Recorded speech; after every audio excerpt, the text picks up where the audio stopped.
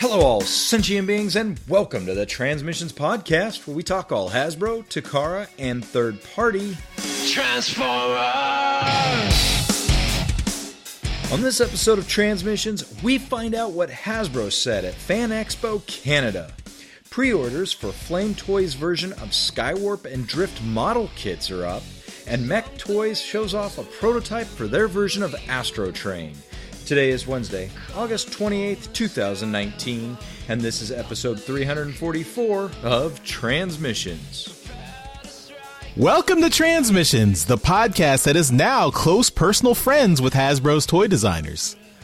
I'm your host Charles, aka Big C, and I'm joined by the excellent Transmissions team. Jeremy, aka Yakko. Hey, how you doing? And Darryl, the Cybertronian Beast. Hello. How you going? Let's discuss Transformers, eh? How you going? I went for really Canadian. Do they say that in Canada? Sure, up north. Okay. Up north, up here, buddy. We say all kinds of weird things. Apparently. Anyway, yeah. We're going to talk about Transformers, because that's what we do here every week. First off, I want to give a shout out to Stuart Webb from Podcast Maximus. That's another Transformers podcast, primarily a Transformers comics podcast done by Stuart and our friend Marion. And their third guy, whose name escapes me. I really should have looked it up. Hey, it's just like the Three Tenors. There's that one guy that nobody knows. You have the show notes. I should have put it in there. Link. Yeah, but it's not there. The names of the hosts are not there. Smooth. Marion, Stewart, and Tom. Tom, I am sorry, Tom. If I ever get the TF Nation, Tom, I owe you a beer. Anyway, we are all so disappointed in you. Anyway, the reason I bring up Stuart and Podcast Maximus is because Stuart is running a charity auction for some signed prints that are some artwork from Transformers in, I guess, homage to Transformers Animated. You can check out his thread on Twitter to see all the art. He's got a YouTube video that explains the charity auction. It's a blind auction, so basically you send in your bid to him and he records it, and then at the end of the auction he reveals who actually won. But you can take a look at the artwork. It's 4 prints. They're all signed. One is art by Ed Peary, one by Hertzspalter, who I don't know his or her real name. One by Gavin Spence. And one by Andrew Turnbull. And these all feature different characters from Transformers Animated, and then they're signed by various artists and voice actors, and also Marty Eisenberg, who was the showrunner for Transformers Animated. So he's starting the auction at £30, so that's for all 4 prints. They were selling for £20 each at TF Nation last weekend. So £30 for all 4 is a good deal, but that's the starting bid for the auction. So, you probably want to bid a little bit higher if you really want to get them. You can send your bids by Twitter DM to @inflatabledalek, or you can email crazeweb@yahoo.co.uk. So CRAZEWEBB @yahoo.co.uk. And if you need to send in all your bids by September 30th of 2019, and all the proceeds for the auction go to Mary's Meals. So that's a very well-known charity that helps feed children all over the world. So really good cause. Cool. Yeah, and these are really cool art prints, so check them out. And if you're interested, send a bid to Stuart and get in there. As always, we want to thank our Donatreons, those lovely people who give us money on Patreon and PayPal. And this week, we are going to celebrate them by rewarding one lucky Donatreon with a Toy Hacks $10 gift code like we do every month. So we've got that coming. That's one of the perks of being a Donatreon is you are automatically entered in our Toy Hacks $10 gift code drawing every month. Of course, you can still enter if you're not a Donatreon, but you need to send an email to contest@transmissionspodcast.com and let us know you would like to enter and give us tell us the favorite toy, Transformers toy you would like to get stickers for. So. But all our Donatreons just get entered automatically, which is nice. You can become a Donatreon going to transmissionspodcast.com/support. And there you'll find links to support us either on Patreon or PayPal. And if you don't want to support us there, you can support us by buying merchandise on our TeePublic store at transmissionspodcast.com/shop. And you can also check out a friend of the show, K-Girl's TeePublic store at tpublic.com/user/superstark. And she's helped us out with a lot of artwork in the past and is, just an all-around great artist. So we like supporting her. And she's going to be at TFCon DC this fall. So check out her stuff. All right. Let's go right into that Toy Hacks $10 gift code drawing. And one lucky person is going to get this gift code and get some nice Toy Hack stickers. So, Jeremy, is your assistant ready? We'll see. Computer, are you ready? I'm ready when you are. I will believe it when I see it. All right. If she could give us a random number between 1 and 110, this will determine the winner. Computer, give me a random number between 1 and 110. Your random number between 1 and 110 is 29. Nick Hogg. All right. Congratulations. Awesome. We know him. We met him at TFCon, didn't we? I believe he was at TFCon Toronto last year. Did he go to Chicago too? I don't know. He's been active. Yeah. Congratulations, Nick. And he won one of our 5-year anniversary contests, didn't he? It's hard to keep track. I think so. We give away a lot of stuff. That was a whole year ago, Charles. Mm-hmm. I don't look at the past. I mean, anymore. we're working on a 6th anniversary contest at this point.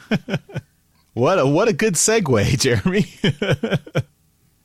Congratulations, Nick, and spend that $10 gift code in good health. And as Jeremy mentioned, this is our 6th year anniversary. We just had our 6th year anniversary a couple weeks ago, and we've got a contest for that. And if you go to transmissionspodcast.com/6years, you can fill out the survey there that will enter our contest. So we just we want you to tell us a favorite moment from our podcast over the last 6 years. Something you've really enjoyed listening to.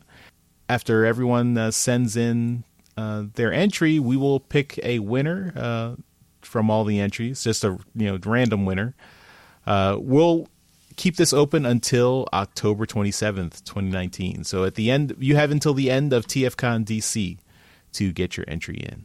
Grand prize winner will receive the Respect the Prime vinyl LP, the Decepticon Purple version, and the Respect the Prime Constructed Cold EP CD, and one Transmissions t-shirt of their choosing. So you pick the shirt design, the size, and we will custom order it and send it to you. We'll also have some runners-up, and those runners-up will each receive a Respect the Prime Constructed Cold EP CD.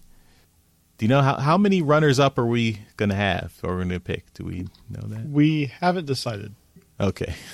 I have a few of those EPs, so it depends on the quality of the entries. I don't know. No, we'll see. We'll see how many entries. If we get, like right now, we're at 3 entries. So, hey, everyone gets. it depends on how many. If we get a ton of entries, I don't know, maybe 2 or 3 runners up. Okay. Yeah, right now everyone's a winner who's entered so far. But yeah, so send your entries in. Transmissionspodcast.com/6 years, the number 6 years. And we'll have a link in the show notes, so it'll be easier for you to find it. All right, well, let's get into our toy topics. All right, and I guess this is going to be me for a bit. We're going to start off the toy section with the same thing we've done for a while now, HasLab's Unicron Watch. All right, so where we're at right now, we have got 6 days, 1 hour, and 56 minutes left, and we're currently sitting at 3,087 backers. I'm going to pass it over to Jeremy a little bit later, and we're going to talk about the number of backers, because he kind of maybe came across something today that may shed some light on where the numbers are right now. These numbers... Well, it's something we've kind of speculated on in the last week or two. Exactly. So we'll touch on that a little bit later, but we're still short, people. If you want this thing to happen and you are sitting on the fence, this next week is going to be a biggin'. So keep your eyes on this number, especially if you've already backed it. So anyway, moving into some of these topics we've got as far as Unicron goes. Darryl, before you go in, I have just a quick announcement. Oh, you do? Yes. I am one of those 3,087 backers now. Oh my God. Which kid are you kicking out that you have in this room? Where will you put that box? The box will be opened, and I will transform this thing at least once. Wow. Well done, sir. I pulled the trigger today. So.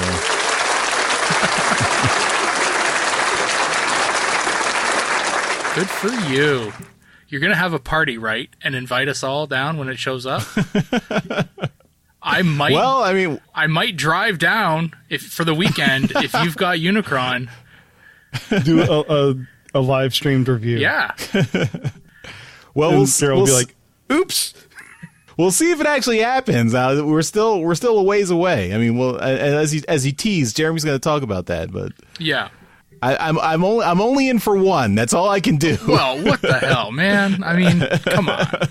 No, well, I'm proud of you, sir. You've stepped up in the shame of the toy guys lacking here. Thank you. You're keeping our Transformers cred. Yeah, but Darryl, you at least do have a good excuse. Can we consider the shipping? Yeah. It would be another $500 for you. Yeah, that's true. It would be a lot. Wow, I don't know how I move on from that. I just want to talk to Charles more about how just buying this thing. We'll maybe do something a little bit later when things get a little closer, and if the thing is a success. But that's cool. Good job, sir. If it's successfully funded, we should interview his wife. When I talked to her about it, she just kind of shook her head and said, like, whatever, okay. She's a saint. Yes. What we got from Hasbro this week was a bunch of other information, more videos. So we've got a Planet Mode promotional video with featuring John Warden, and it's showing the Planet Mode in every possible angle you could imagine, up close and personal as well. It's like the detail on this thing is incredible. Charles, you're really gonna like it. So I hope so. So take a look at that video if you're still on the fence. I mean, there's also a really interesting side note to this video. You see John Warden, who's a fully grown man, next to this thing.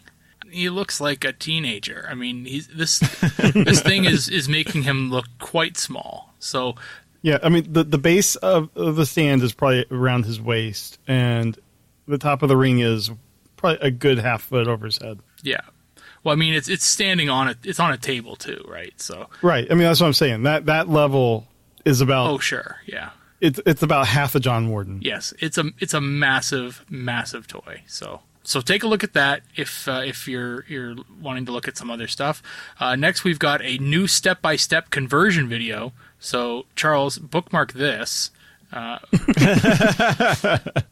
because you're going to want to be able to transform it.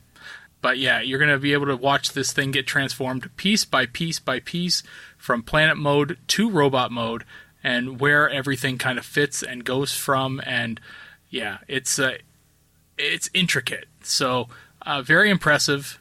Take a look at that. Again, it's an incredible transformation. So yeah, really, really interesting to watch that thing happen. And lastly, a new promotional video that was released showcasing the removable head and everything kind of, in with that. So the head comes off. We did talk about that last week, but they did show that in a little bit more detail in this video. So yeah, you get to see the removable faceplate. You get to see how big the head is in someone's hand. Obviously, again, perspective, but and how easily it comes off the body. So it is a series of clips. So it does appear it doesn't seem to have a release, but it does clip off and clip on pretty snugly. So. Oh, one more thing, Darryl. They also had a question and answer video.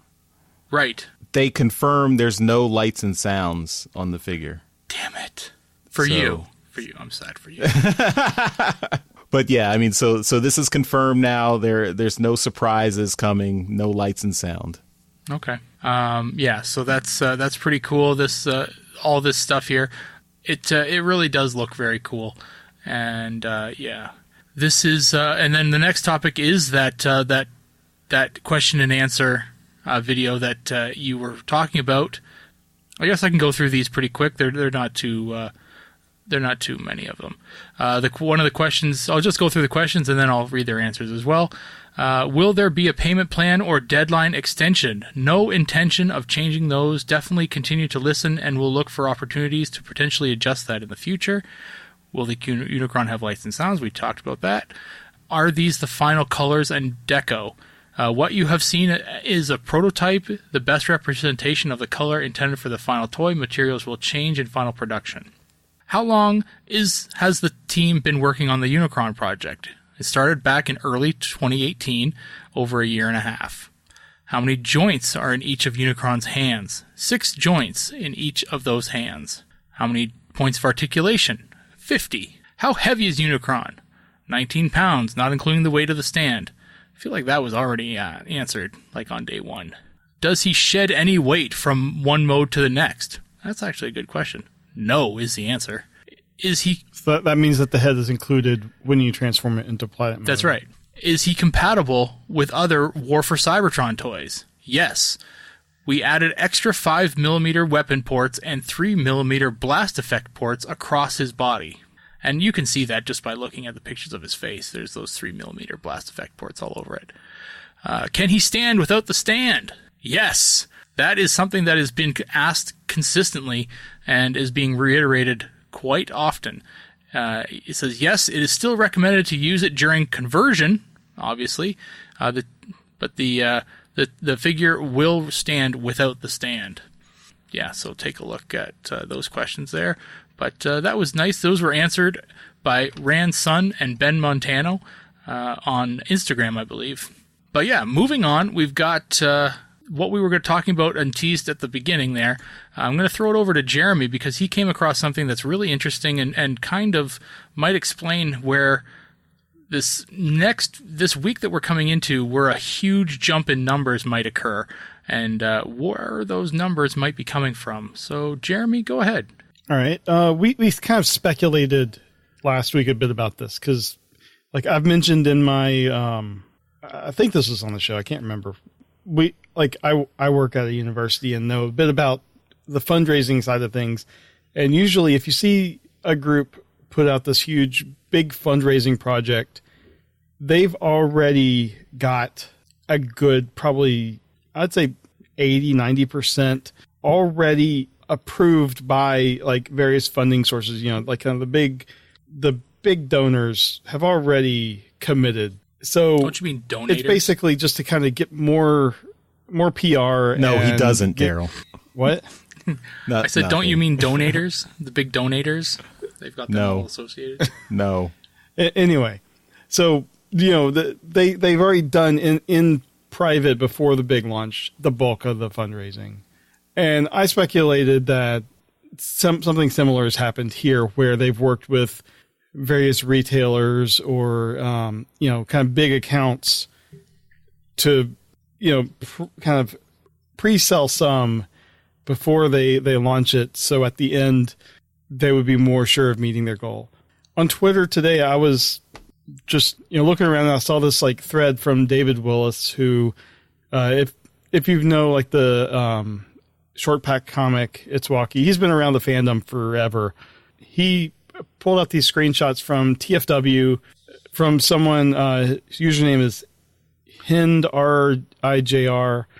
I'm not sure exactly how it's supposed to be pronounced, but this user has a friend that works at an e-tailer and was getting some information from them about this process. So, I mean, this is all still some guy on the internet said it. So even though, this guy's, according to David Willis, who went back and looked, is like, this guy's been on TFW for over 10 years, has never really done anything like this before. So maybe a bit more credible than someone else, but who knows? And, take it with a grain of salt. But this guy said that like someone from Hasbro has been working with this e-tailer, so you assume others, to kind of get some like orders from them, to go towards Unicron. One of these screenshots has like the estimated total around 6,000 from various sources. Robot. They were, other people were just kind of guessing. Robot Kingdom, this mystery vendor that this guy was friends with. You have Big Bad Toy Stores, stuff like that. The theory is that, through these things, the number is going to spike in the last few days to over the 8,000. And I mean, that's kind of been my theory all along. It probably is a bit scary that, the number is hovering as low as it is, still like, less than a week out. But I'm wondering if even by the time this episode drops on Wednesday, if it'll be much closer, and then Thursday, Friday, it gets to the 8,000 number. So obviously Hasbro's not going to tell us where all of the sales are coming from. And if someone like Big Bad Toy Store buys 200 of them, it should count as 200, on the site. But I'm wondering if if some of these vendors, because on the crowdfunding, I think we saw that you can do like 3 or 5 per order, like per per person. Well, not per person. It was just per transaction. Oh, I thought it was per person. So if Big Bad Toy Store wants to buy 200 of them, say, they're not going to just sit there and just keep doing 5 at a time or however many. So they obviously have accounts with Hasbro. So it was not surprising to me that they would be like, hey, we want to order a bunch of them. Your website isn't really going to be the optimal way to do it. I'm just suspecting that they're keeping all of these e-tailer orders kind of not in the number we're seeing on the site yet. And then we'll just see some big jumps. The rumor that I heard about the sail barge was some guy in Hollywood. I can't remember who it was. I was watching a Star Wars YouTube show, and the guest they had on there mentioned like this other guy had basically bought enough sail barges to get it over the number to get it made. So he has like a room full of boxes of sail barges. So yeah, I would think, with the Transformer thing, there's more these big e-tailers that they know they're going to be able to sell them all. I just wouldn't be surprised to see the number jump, maybe even jump by like, 1,000 at a time, 500 at a time, something like that. According to that guy on TFW, he said that his friend's e-tailer was going to make a big order on the 27th. So potentially, so maybe they're like scheduling them out, so it is a more legit spike. Yeah. So potentially by the time this episode is out, since it comes out on the 28th, we'll already have the answer. So I guess we can tweet about either we were right or we were wrong. Nah, we'll just tweet if we're right. Okay. If we're wrong, it's like every other episode. That's true. All right. Well, that's pretty cool. So we'll be watching for that.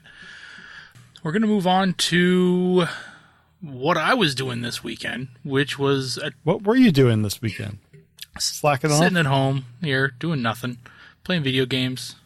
No, I was at Fan Expo in Toronto, and I was there Friday and Saturday. Had to take a day off work, which is not a problem. It was fun. I had a good time. So I went there Friday because there was a Transformers panel. And this was my 8th year going to Fan Expo, and this was the first time they've ever had a Transformers panel. So I was excited.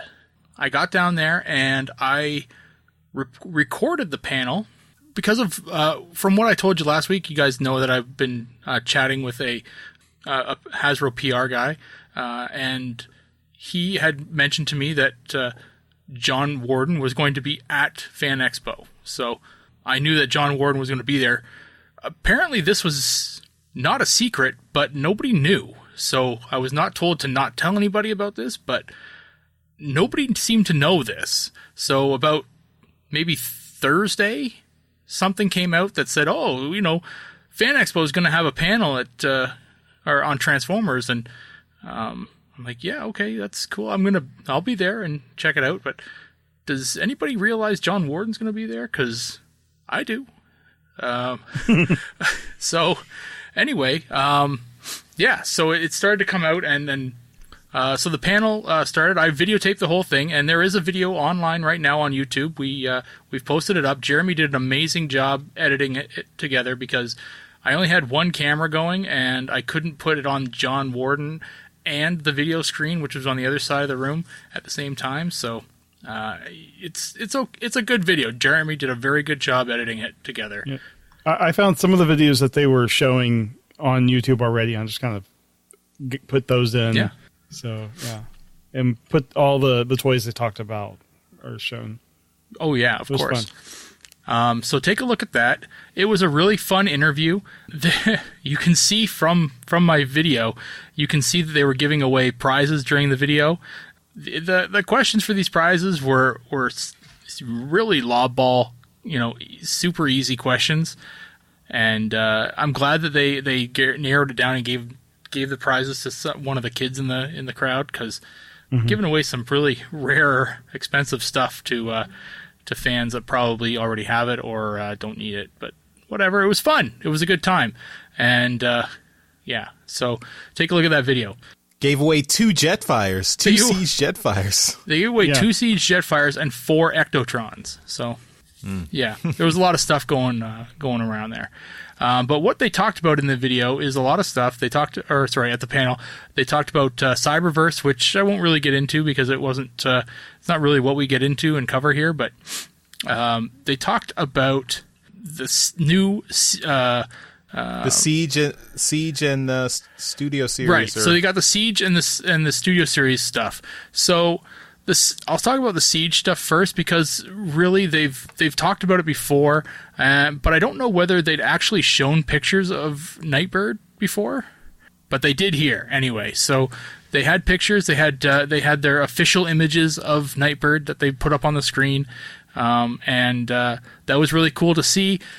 Unfortunately, it's the same mold they've used for every female Transformer that they've done in the last few years. So that, I think, is irking some people. I don't think Nightbird has a kind of combination port.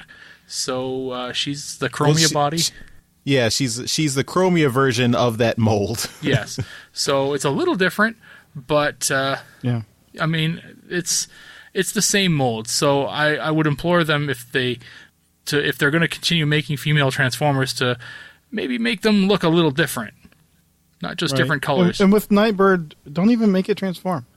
You don't have to worry about it. Well, I mean, there are kids out there that don't know who Nightbird is, but would be pretty devastated to buy a Transformer that didn't transform. But Nightbird's not really a Transformer. I know. You and I know this. I know. Just have a 2-pack with, her and some other Transformers. You're old, Jeremy. You're old news. You're washed up. Get off my lawn. The other deluxe that they kind of showed off there was Power Dasher Zetar was, it's a remake of or a repaint of the Brunt mold, and they've gone and they've switched out some of the stuff on them to make them really look a little different, and that looks cool and it looks really neat. I like the way that he looks. I like the color palette, but the Power Dashers are one of those things that I could give or take. I really don't care for.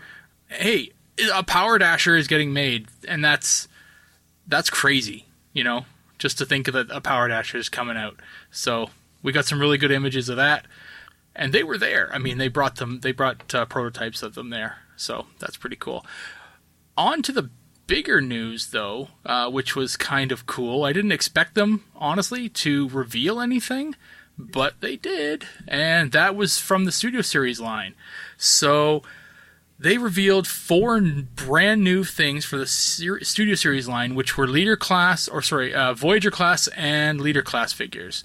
The first one that they talked about was Studio Series 2007 movie Megatron, which I think got an actual, kind of applause in the room. It was one of those figures that everyone's been kind of asking for, and they haven't made a good one yet. They had the movie Masterpiece one, which is decent, but the Studio Series is one that they've really everyone's kind of wanted them to make, because Studio Series is known for being in scale. So everyone's kind of wanted a Studio Series version of it. Next, they got into Constructicons that are still going, and these will be the last 2 to finish off Devastator from the Revenge of the Fallen movie. So we've got Mixmaster and Scavenger, and these guys are really cool. Scavenger is the one that's kind of crazy.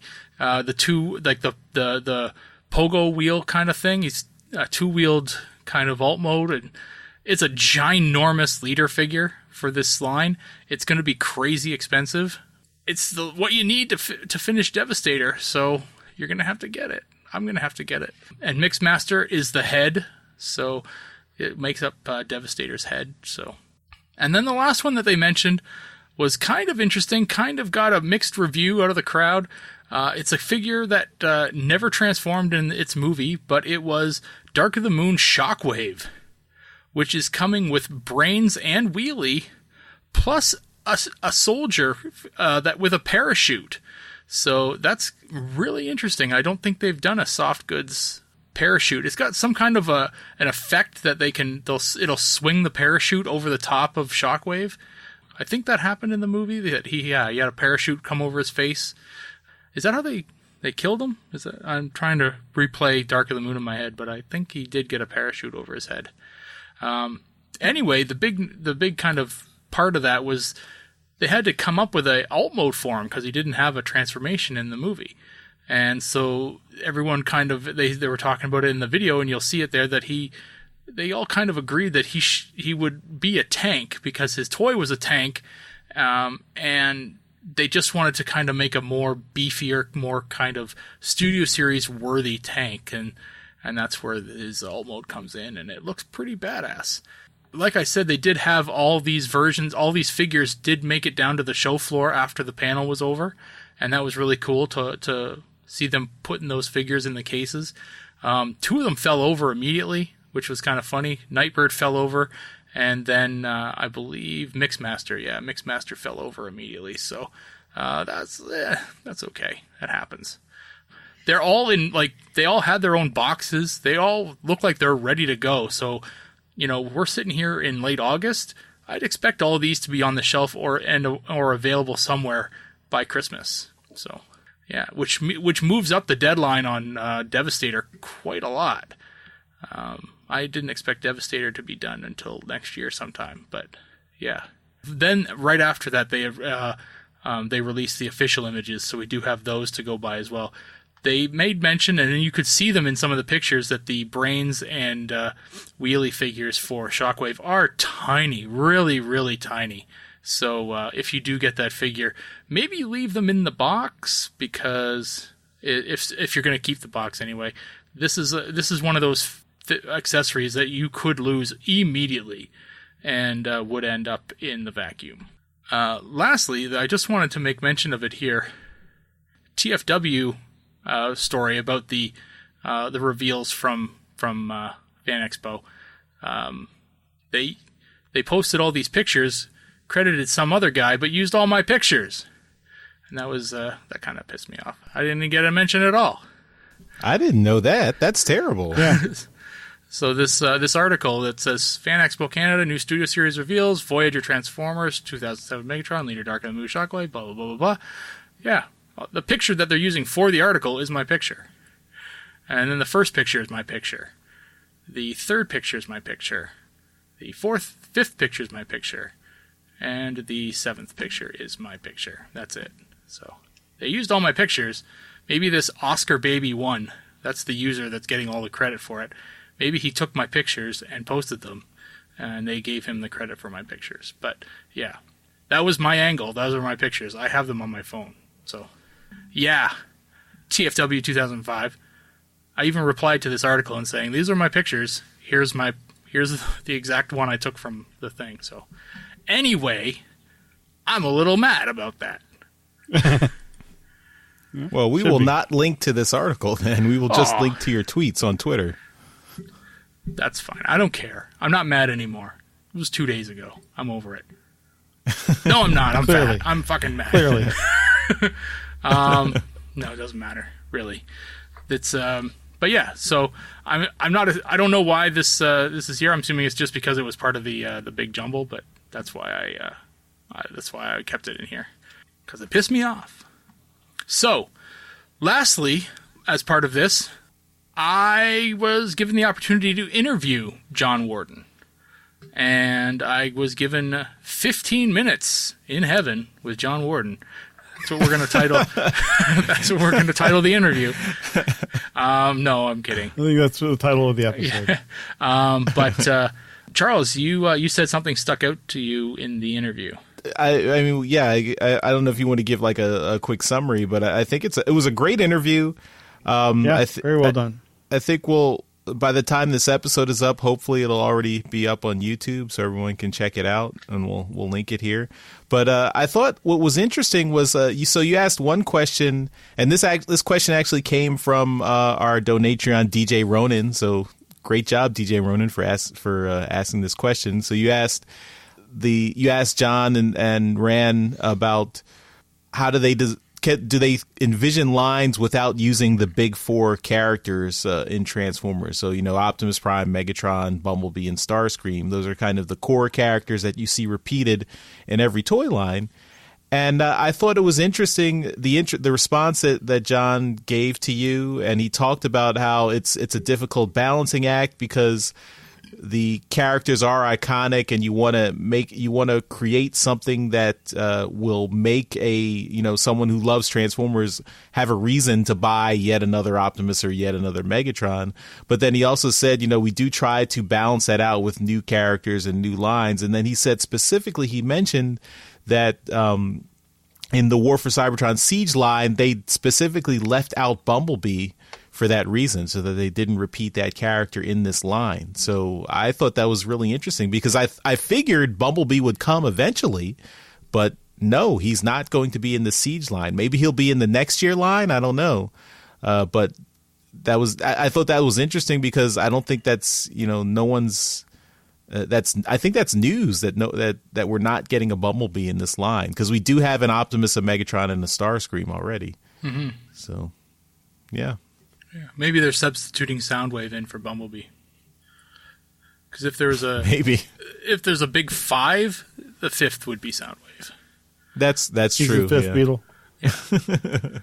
But no, or Grimlock. You're right. Or Grimlock, yeah. Yeah. But I wonder also if that has implications for the Netflix show. So maybe Bumblebee won't even be in the Netflix show. I don't know, or at least in the first season. I don't know.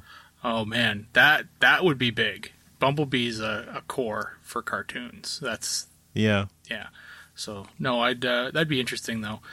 But yeah, no, I'm glad you guys liked the interview. I watch it and see myself stumbling through questions, like I was telling you earlier. I hope there's some good information there. I was just trying to power through as many questions as possible. I like you were talked about, we got the one from DJ Ronan. We crowdsourced a bunch of questions, and I had way more than I could fit into a 15-minute interview. So I got as many as I could get in there. I wanted to end the interview talking about Unicron, so we did. And once we got to a certain point in the time, I just skipped ahead to Unicron. So, yeah. But there was a couple ones I looked back on and I wish I had gotten to, but, maybe I'll save it for the next time. I mean, we are best friends now, right? Right, exactly. Just call him up. He gave you his number, right? You have his number in your phone now, right? Well, maybe you can give him my number for when I'm in New York. Hey, yeah, exactly. But yeah, that's all I've got to talk about this week. I think it's enough. Jeremy, what do you got? First, we have an announcement by Hasbro that they are phasing out plastic from their toy and game packaging starting in 2020. Obviously, they're not phasing out from the toys because that would mean they are not doing anything. But in the packaging, like the bubble packaging, the boxes with like the clear front, elastic bands, the plastic bags, shrink wraps, all that stuff they're trying to eliminate. So the question is, are they going to go? I mean, we've seen with some of these Siege toys that you order the online exclusive, and they come in just this sealed box that you can't see into it until you open it. I can imagine at retail you're going to get something similar, but obviously with pictures of the toy and stuff. And I don't know, I can see the sustainability aspect of it. And, with some of these, like I'm looking in one of the pictures link, kind of on the page of this article has a picture of the Rainmakers in that packaging. And there's a lot of plastic, you can see where some of the waste is going. And, I'm sure it makes financial sense. It makes ecological sense for them to do this. It's just, I'm wondering how exactly they're going to do it. So, what do you guys think? Do you see this as a benefit for the brand? I mean, I do think it's a good idea. I think, just in general, I think we're consuming a lot of plastic. I mean, just in general for like across the globe. So any drop in the bucket you can do to reduce that, I think is a good move. I guess the only small concern I would have, and I don't think it really is it's not too big of a deal, but I do think this makes it easier for people to like swap out figures and like, steal stuff. Yeah, definitely that's been a problem. Yeah. So I mean, we already see that with people like returning the wrong figure to a box, and you can go to a store shelf and see like someone put like a Generations 2013 Goldfire Bumblebee into like a Studio Series box, and of course, yeah, but really that's more on the retailer of Walmart for just allowing not checking the to see that's the right toy. I mean, I'm sure to a lot of people, Optimus Prime is an Optimus Prime, but before it goes back onto the store shelves, they should check that. Yeah, I mean, I guess the thing here is that this might make it even easier, where like you can just go into the toy aisle and take the loose toy out of your pocket and put it in there, and then pocket the new toy and walk out. Mm-hmm. But I mean, I think that's a minor concern. I think most people aren't doing that. I mean, we don't have a lot of rampant toy swapping going on, but that is this will make things slightly easier, I guess, for those ne'er-do-wells.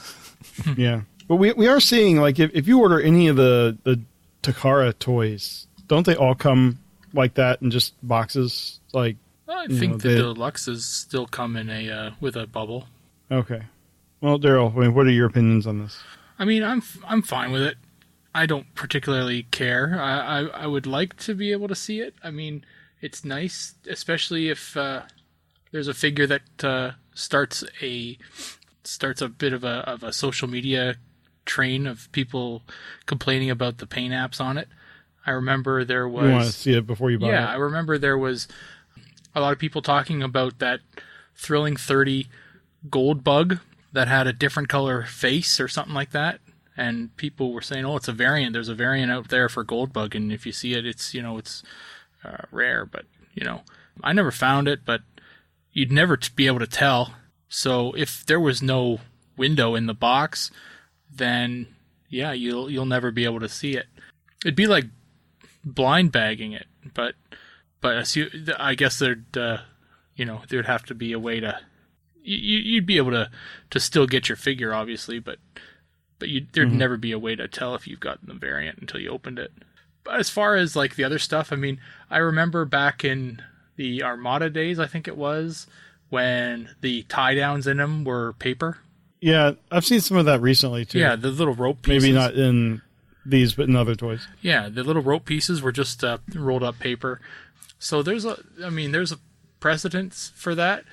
I wonder if, like, they're saying completely eliminate plastics. So, I mean, like, they want to phase them out. Well, yeah, they want to completely eliminate the plastics by 2022. Mm-hmm. So they're going to start in 2020. So, it'll take a while, obviously. We're all thinking that they'll just go to cardboard boxes, right? But is there another product out there that they could use that could be used as a window that's not a plastic? I mean... Glass? Well, yeah, but that's... I don't know. Is transparent aluminum from Star Trek a thing yet? I'm trying to think of something else like that, but that it really is. It's got to be cardboard. Yeah. I honestly don't care really. If they do keep everything as a universal size, right, for stacking purposes, everything would be nice and neat and you could stack like bricks, but yeah, I don't know. I don't really care all that much as long as they keep it looking cool. We've gotten some possible, look at it with the Generation Selects boxes, and then the boxes that they've put out for some of the Hasbro Toy Shop exclusives back a couple years ago. Just some of the other exclusives, the ones that were Headmaster RC and the other one. Oh yeah, the Grotusk. Yeah. Right. So yeah, there was plastics in there. They could do that without, right? They could make that what they use for the bubble. They could make that out of a plastic or out of a cardboard material. Yeah. So you can see if you look around and you look at all the other things that they're doing, you can see that they're experimenting with that, right? Yeah. So yeah, the fact that you can get Red Wing in a Target store and it's literally just a brown box with a label on it that says Transformers Selects Red Wing.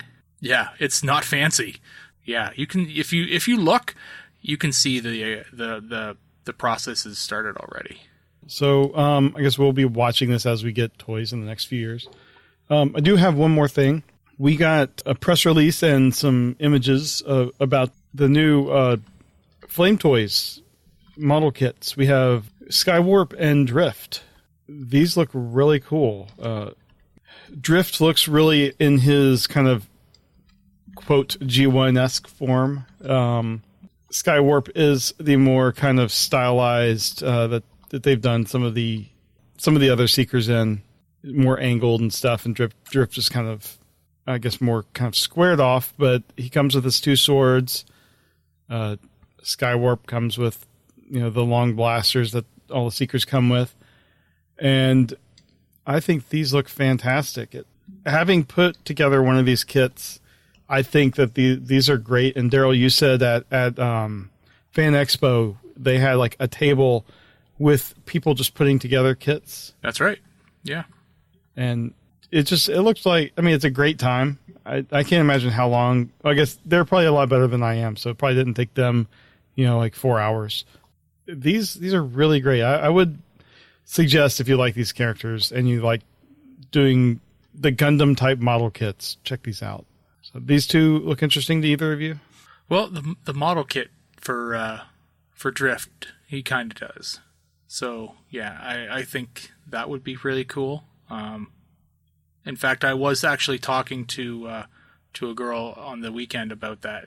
I was standing at Alex Milne's table, chatting with him, and a young lady came up and was just goo for Drift, and we started talking about the fact that there was this Furai model kit, this Furai or with Flame Toys thing that she's like, oh, it's too expensive. I can't do that. It's way too expensive. I said, yeah, you're right. It is. Their stuff's really expensive, and you got to be really committed. But I said, have you seen that there's a Furai model kit for Drift coming out, and it's going to be like $50 maybe, right? And she got really excited about that. So, yeah. So and it looks good. I like it a lot. I guess, Charles, you're probably tapped out after Unicron. Yeah, the Drift model kit does look really nice, and Skywarp, the colors on Skywarp look really good too. Yeah. And Drift comes with a great sword. He has his 2 swords, but he also has a great sword. That's cool. I mean, it's pretty good. I don't know if it's great. So I guess once it's put together, it's pretty well articulated. Like you can pose it in lots of different ways and everything. Mm-hmm. I mean, I wish I had time to put it together. So I'll be pretty busy. We know with all Unicron. of your time is going to be spent just working on transforming Unicron. All right. Well, that's all I got. What do you have, Charles? Let's get a little third party action in the mix here. You know, we haven't had any discussion of that this episode. Mech Fans Toys is putting out a legend scaled version of Astrotrain. So if you are into the smaller size Transformers like I am, and you are a fan of a triple changer, you can get this Astrotrain. So we just have a great prototype, and they're calling it Iron Sky. I guess that's an okay name. But it looks good. I mean, I'm always a fan of the legend scaled figures, and especially with a triple changer that shows off how they can get such cool articulation and then give its multiple modes. But of course, with this prototype, we only have the robot mode pictured, so we can't really see how the other modes are turning out. But it looks good. Looks cute. Darryl, you think this guy looks good? He does. And I don't even mind the name. It's a little on the nose, but I don't mind it. I mean, they can't be all super clever or Latin or, whatever. Or Space Bus, as Third Sergio says. Right.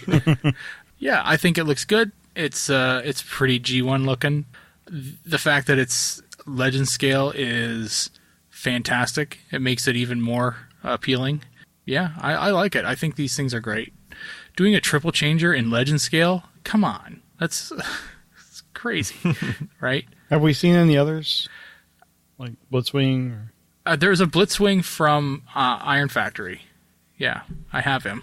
I've never transformed him. The train mode, I think, looks really, I mean, this is obviously a very rough prototype, but train mode looks pretty good. The jet, or the space shuttle mode, I don't know, the back end of it needs a little bit of cleaning up. I'm sorry that the legend scale Astrotrain is lacking in one of the 3 modes, Jeremy. I'm just saying. Tonight, the part of Yoshi will be played by Jeremy. Yeah. It's not perfect. Why isn't this thing that I probably won't buy perfect? I'm just trying to provide some constructive criticism. Since we know they listen. Right. Yes. I think the other 2 modes look good. I mean, I agree. I can see where Jeremy's criticism of the back end of the spaceship comes in. I don't care. It looks good. The train looks fantastic. That looks really good. But yeah, if one mode does suffer, it's the space shuttle mode. But you're going to keep it in the robot mode anyway. Of course. All right. Well, Jeremy, did you have anything additional you wanted to add, or was that it? I mean, not really. It does look fantastic, and like Darryl said, I'm not likely to get it, but it does look fantastic. All right. Well, that's all our toy topics, but we do have a bit of rapid fire toys. Absolutely, positively, definitely. Nobody can get the job done faster than I can. Nobody. All right, in rapid fire this week, we have some new stuff from Toy Hacks.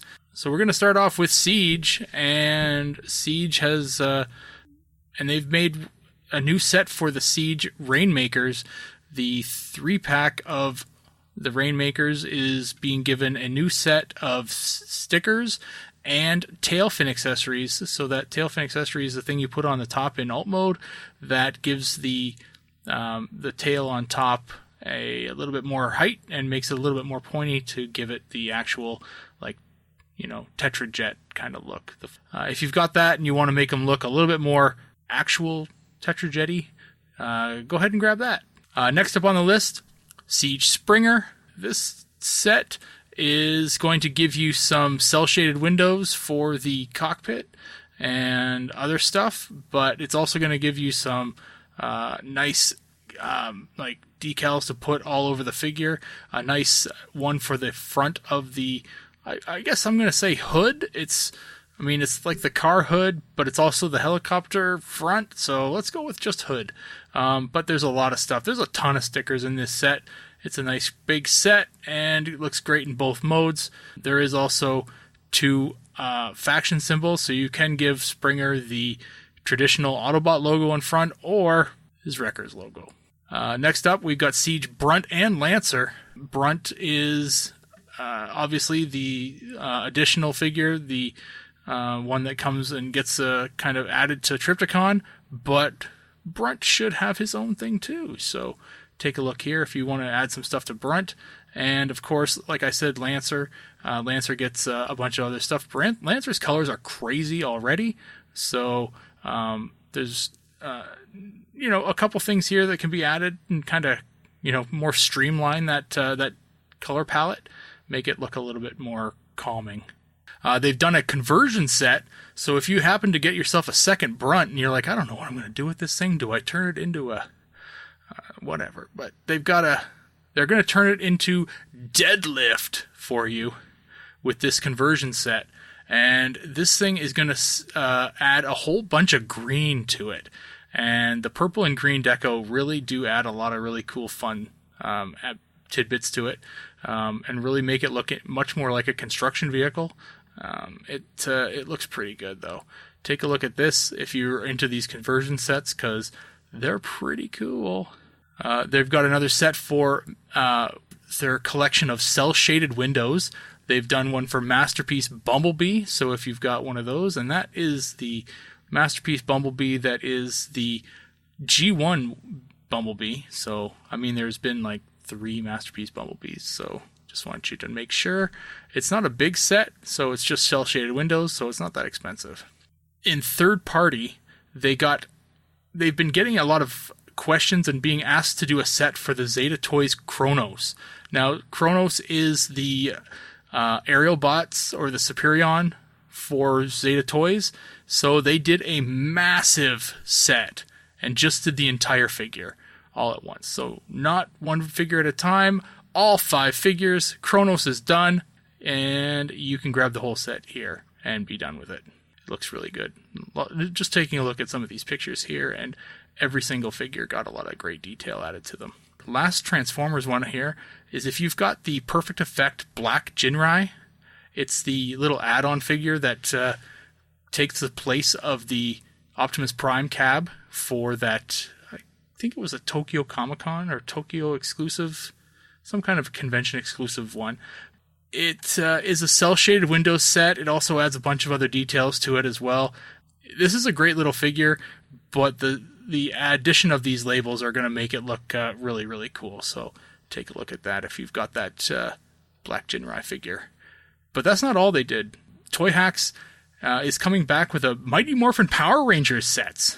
And if you're into Zeo Megazord and Super Zeo Megazord, then you're in luck, because they've done sets for both of these things.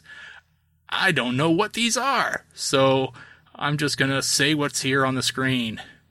Super Zeo Megazord and Zeo Megazord have got some really cool sets. They look great. You can get them at toyhacks.com. All right. Lots of good stuff. And congratulations again to Nick. Spend that $10 wisely. All that Toy Hacks stuff. Well, you can't buy all that stuff for $10, but you can buy some of it. All right. Well, let's move on to some trips to the store. This is where we show off all the awesome Transformer stuff we got this week. We do this as a video that we show on YouTube so you can see everything we've got in beautiful high definition.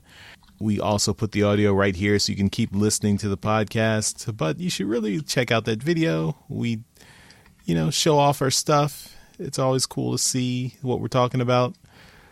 So without further ado, trips to the store. The Transmissions Podcast will return after these messages.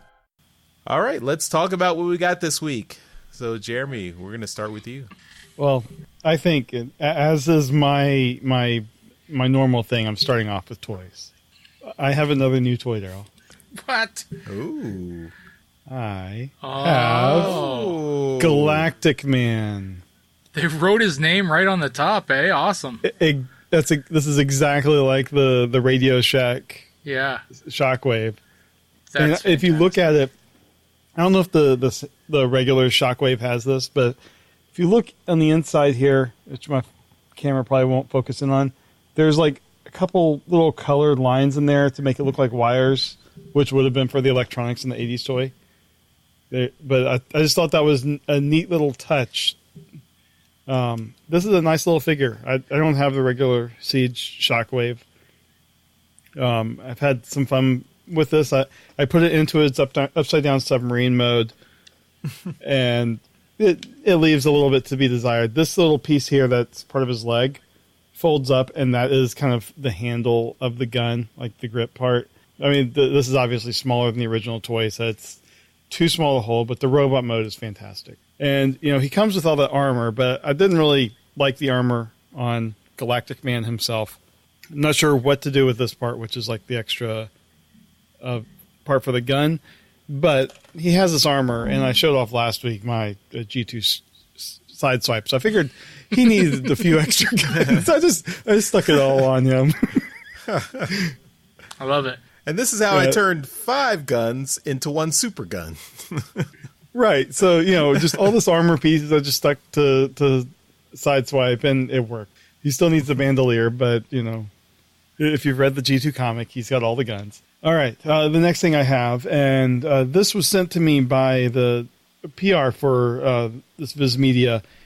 This, we've talked about this, and I'll talk about it more in alt mode, but the book from Jim Sorensen that's about to come out in November, I believe, Transformers: A Visual History.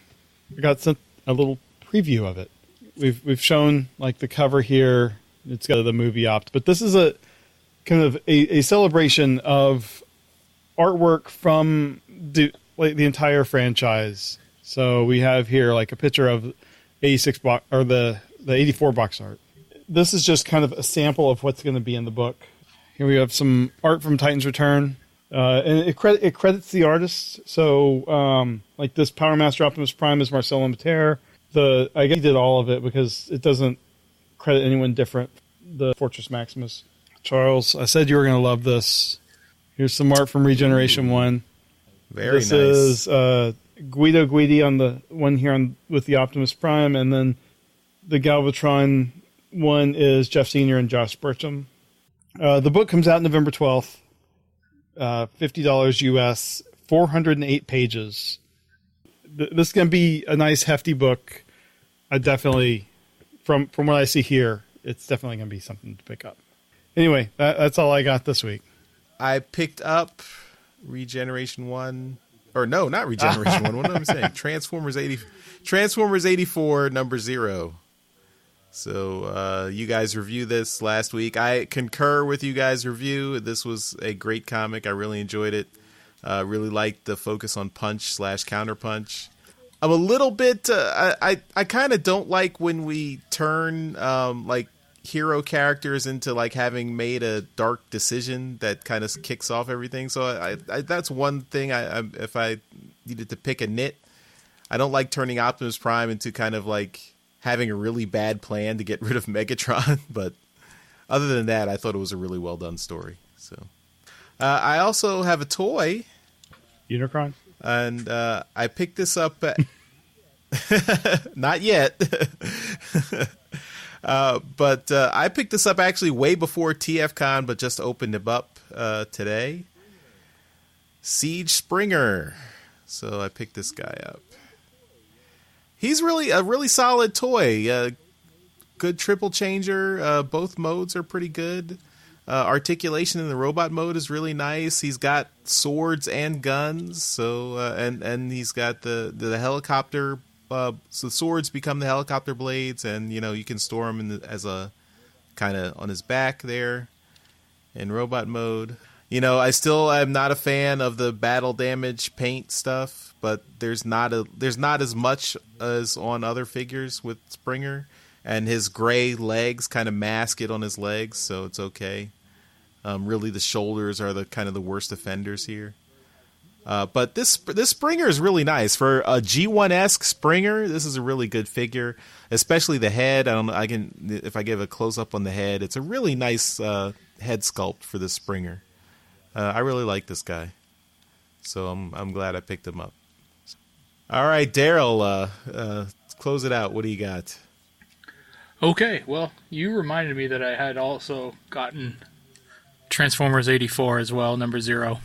So yeah, my comic book store, by the time I got to it on Wednesday, this book was sold out. So, they had put this one away in my bag, my pull bag for me.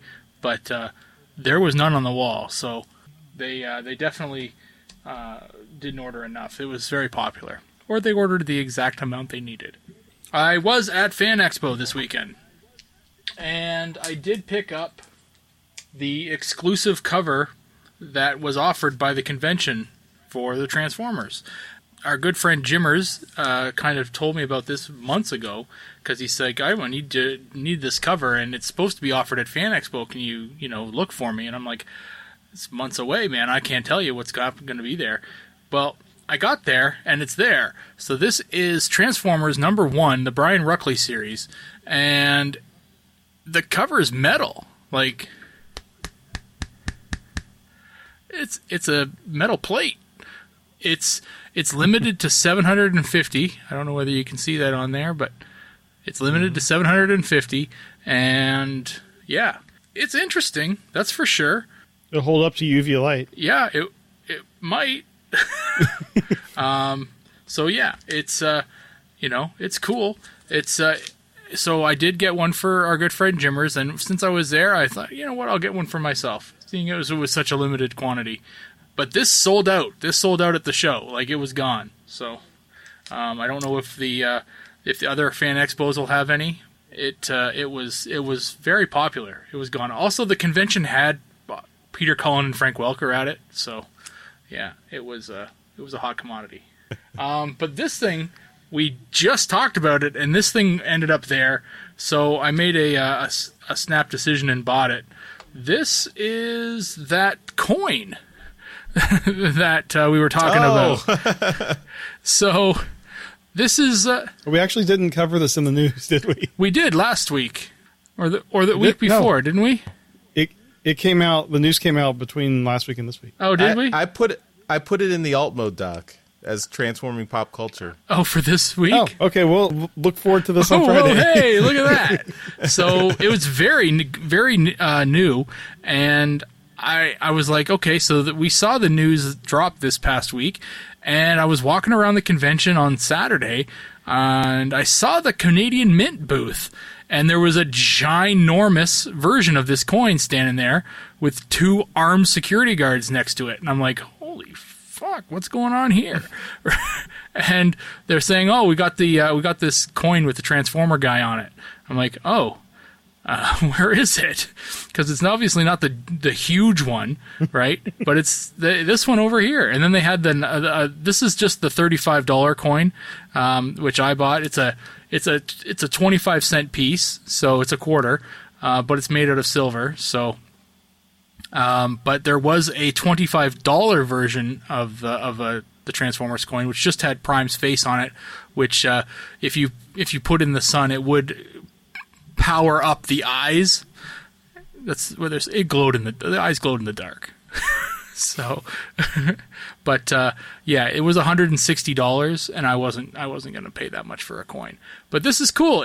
I don't know whether you can't tell here, but the image on it is a lenticular. So You can move it around, and the Optimus transforms. So I think that's cool. I think I saw Marcelo did those art.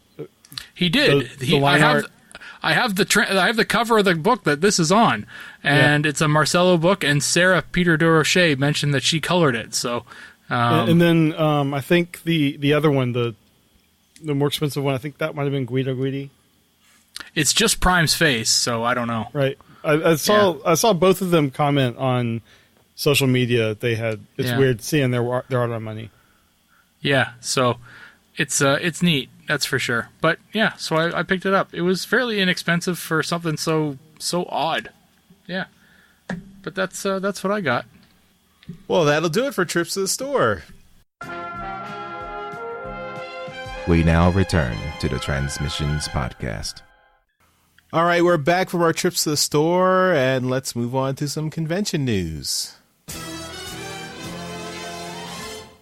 And in convention news this week, we have, I guess this is speculation or stuff, but the Refractor Pack.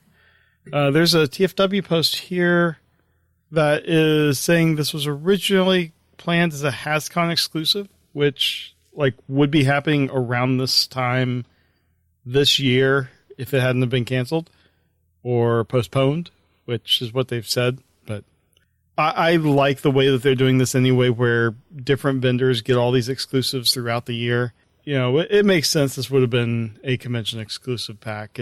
It's got all these extras, all these bells and whistles. So with that, we're moving on to across the pond. TF Nation has announced their 2020 convention, 14 through 16 August. If you go by the way they date things over there. Same hotel. It's in Birmingham, UK. Start planning your trip now. And the logo that they're doing, like this year's logo, looked like Transformers animated stylings, and they had a bunch of animated focus. The 2021 looks a lot like the Transformers Prime logo. So do with that information as you will. So that is it for convention news this week. All right, and we will finish up the show with some feedback. All right, and we have some YouTube feedback. But before we get into that, if you'd like to leave us feedback, go to transmissionspodcast.com/feedback. There is a form there you can fill out. You can contact us via email through there, or you can send us voicemail, which is what we really love to hear. There's a widget there that will just make the process real easy. We are so far 100% on playing all voicemail that we have received. Send stuff in and let us play it. Onto the voicemail, onto the YouTube feedback we got. This was from our Fan Expo panel video. Ranji.com, Darryl, thanked you for asking that question about Hasbro Pulse shipments to Canada. So in that, Darryl actually asked the rep, and I'm guessing that rep was from Hasbro Pulse, that answered it about why about getting a better shipping option, because it is incredibly expensive for you to buy anything from Hasbro Pulse. And they said they are aware and they're working on it. Yeah, I was going to point out that it's still the exact same shipping option that we had with Hasbro Toy Shop. So they've had the option to work on it for quite some time, but I felt like they were doing me a solid by telling me that they were, working on it already. Right. So Hasbro Pulse is already a step ahead of Hasbro Toy Shop. So we have a comment from Transformatics. Scott McFarlane posted something similar, and we've gotten a few of these others, saying Transformatics said, "I'd love to listen every week, but some links to what you are talking about would be swell. Or edit the video to feature a slide or a picture show as you move along to different figures or topics." And I replied on YouTube, but I'm also going to just address it here. The video that we put up of the full episode on YouTube is basically just the art we do for the show and then the audio. And that's done automatically through our media host, Libsyn.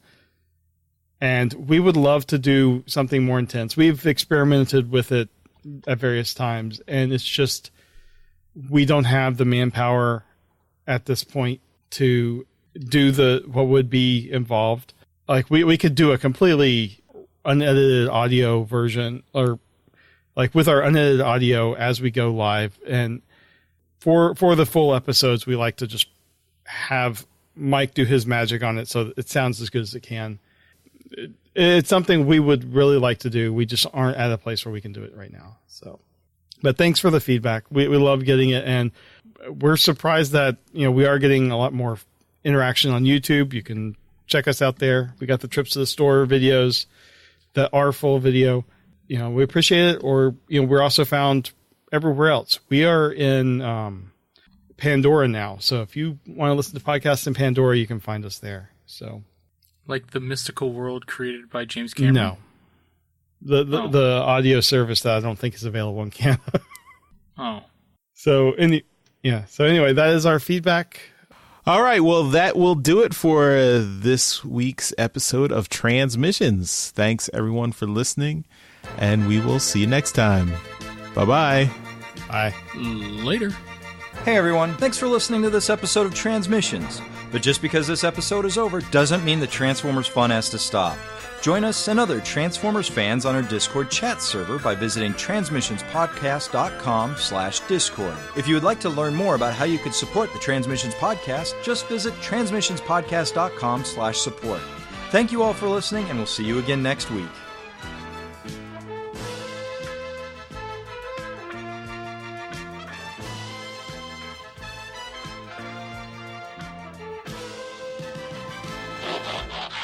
All right, we ready to go?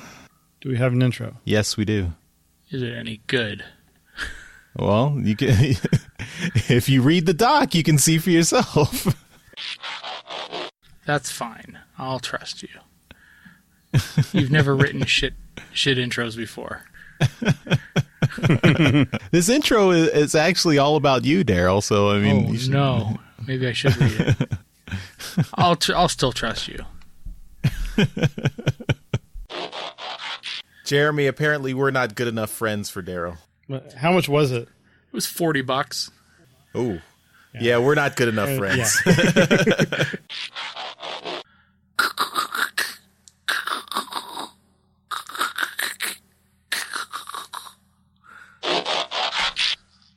Oh, see, you're too late. Too late. Do I send it back to you, Charles? All right. This is Yoshi's job. I don't really know how to end feedback. Yeah, you could. I mean, I think we can just cut this part out, and I'll just after you said that's the end of feedback, I'll just come right back in. So, Mike, you can edit all this out, or put it in an outtake, whatever you deem appropriate. Great.